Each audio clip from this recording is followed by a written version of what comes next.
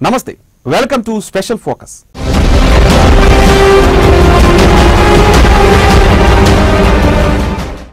యేసుక్రీస్తు ఒక గొప్ప వ్యక్తిని, ప్రజలకు మంచి మార్గాన్ని బోధించాడని చాలా మంది విశ్వసిస్తుంటారు.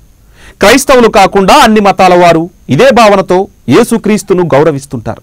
అదే క్రైస్తవులైతే యేసుక్రీస్తే తమను మోక్షానికి తీసుకెళ్తాడని పూర్తిగా విశ్వసిస్తారు. ఆయన్నే పూజిస్తుంటారు క్రైస్తవులు. విశ్వసించే గ్రంథం బైబిల్లోనే యేసుక్రీస్తుకు సంబంధించిన పూర్తి సమాచారం ఉంది.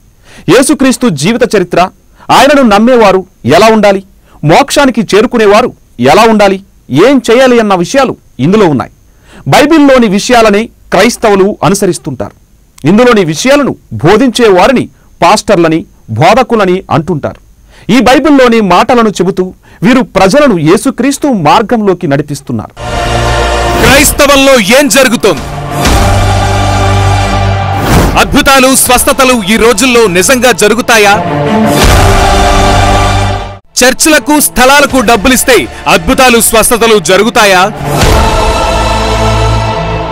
బైబిల్లో ఉన్నదేంటి? బోధకులు చెప్పేదేంటి? డబ్బు ఇస్తే నిజంగా ఆశీర్వాదాలు వస్తాయా? క్రైస్తవంలో ఏం జరుగుతోంది? ఒక మంచి మాట మనిషిని సన్మార్గంలో నడిపిస్తుంది. అదే చెడు మాట అయితే ఖచ్చితంగా చెడు మార్గంలోకే నడిపిస్తుంది.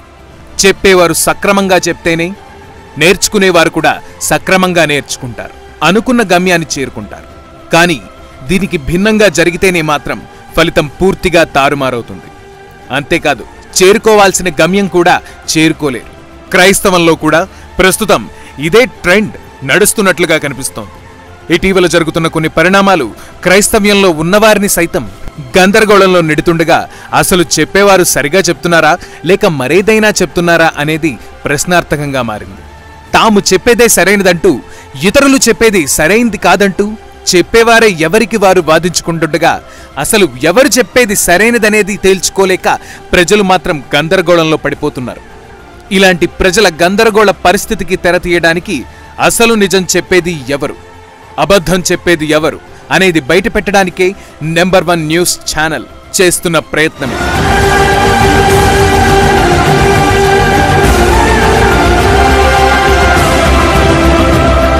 ఈ కార్యక్రమం క్రైస్తవులను కించపరచడానికి మాత్రం కాదు, కానీ క్రైస్తవులతో పాటు ప్రతి ఒక్కరూ నిజం తెలుసుకోవడానికే అన్నది ప్రతి ఒక్కరూ అర్థం చేసుకోవాలి.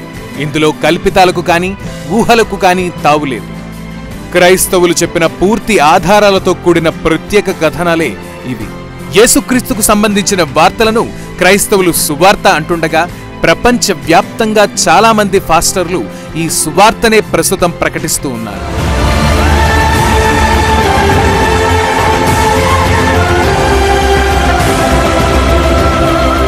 చర్చిల నిర్మాణం చేయడం, సభలు, సమావేశాలు నిర్వహించడం, యేసుక్రీస్తు మాటలు చెప్పడం, నమ్మిన వారిని వారి సంఘాల్లో చేర్చుకోవడం, మంచి మార్గంలో నడుపుతూ మంచి వారిగా తీర్చిదిద్దడం, ఇలా ఒక అకుంఠిత దీక్షతో చాలా మంది పాస్టర్లు ఈ పనిలో ముందుకు వెళ్తున్నారు.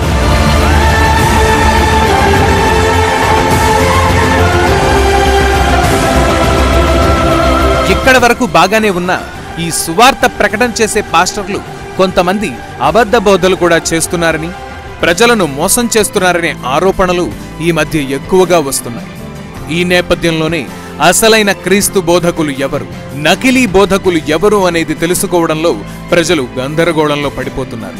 ఈ నేపథ్యంలోనే నెంబర్ 1 న్యూస్ ఛానల్ పరిశోధనాత్మక కథనాలు, బైబిల్ నుండే ఆధారాలను చూపిస్తూ క్రైస్తవుల నుండే క్లారిటీ ఇవ్వడానికి ప్రయత్నం చేస్తుంది. ఇందులో భాగంగానే మన దేశంలో ఉన్న కొంతమంది పాస్టర్ల బోధనా పద్ధతులేంటి, ఆ బోధలు బైబిల్కు అనుకూలంగానే ఉన్నాయా లేదా అనేది తెలుసుకుందాం.